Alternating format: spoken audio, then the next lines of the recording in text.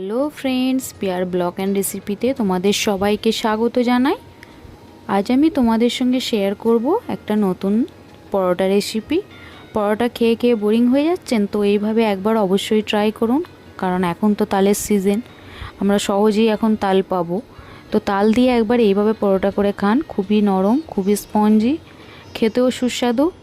আমার বেশ ভালোই লেগেছে, তাই আমি তোমাদের সঙ্গে শেয়ার করলাম। তোমরা অবশ্যই একবার হলেও বাড়িতে ট্রাই করবে।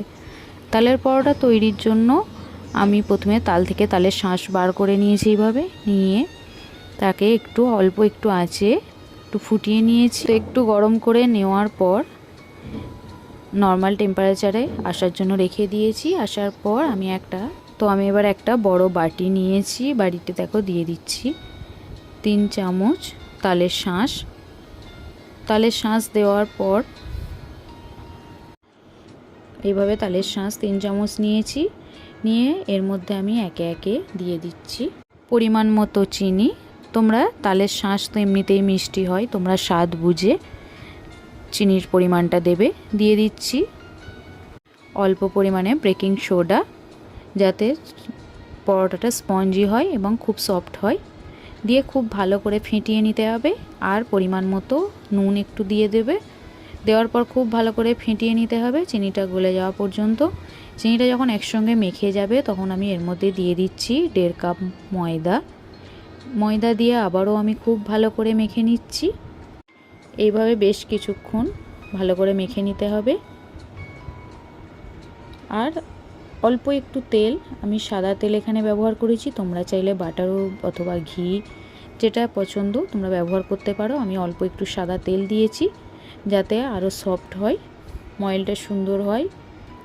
দেওয়ার পর কিছুক্ষণ মেখে কিছুক্ষণের জন্য দেখো ঢেকে রেখে দিচ্ছি। 10 মিনিট ঢেকে রাখার পর আমি এবার লিচি কেটে নিয়েছি। বাই দ্য ওয়ে বন্ধুরা, যদি তোমাদের দেখতে দেখতে ভালো লাগে তো আমার চ্যানেলটিকে অবশ্যই একবার সাবস্ক্রাইব করে দিও, আর কমেন্ট করে জানিও কেমন লাগছে আজকের এই ভিডিও। এবার লুচিটাকে আমি ভালো করে চেপে গোল করে নিয়ে দেখো এভাবে বেলে নিচ্ছি, বেলুনি দিয়ে বেলে আমি মাঝে একটু তেল দিয়ে আবারও চারিদিক থেকে ভাঁজ করে নিচ্ছি। এইভাবে ভাঁজ করে নিয়ে আবারও খুব ভালো করে চেপে পরোটাটা বেলে নেব। বেশ স্কোয়ার শেপে পরোটা, দেখো দেখতেও খুবই সুন্দর। তোমার বেলা হয়ে গেছে। অন্যদিকে আমি কড়াইয়ে তেল গরম করতে দিচ্ছি। তেল গরম হয়ে গেলে, বেশি তেলও লাগে না, খুব অল্প তেল দিয়ে এই পরোটা সেঁকা যায়।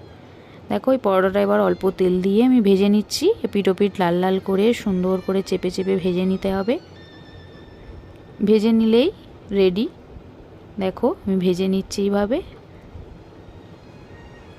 দেখো পরোটাটা আমার ভাজা হয়ে গেছে, তোমরা দেখলেই বুঝতে পারছো কতটা স্পঞ্জি হয়েছে এবং কতটা সফট হয়েছে এবং খুবই সুন্দর হয়েছে।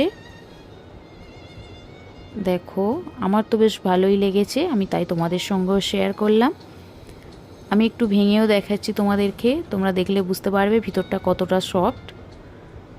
তো আমার ভালো লেগেছে তাই আমি তোমাদের সঙ্গেও শেয়ার করলাম। বন্ধুরা, তোমাদের যদি ভালো লাগে তো একবার বাড়িতে ট্রাই করবে, আর আমাকে একটা ছোট্ট কমেন্টে জানাবে কেমন লাগলো আজকের এই রেসিপি।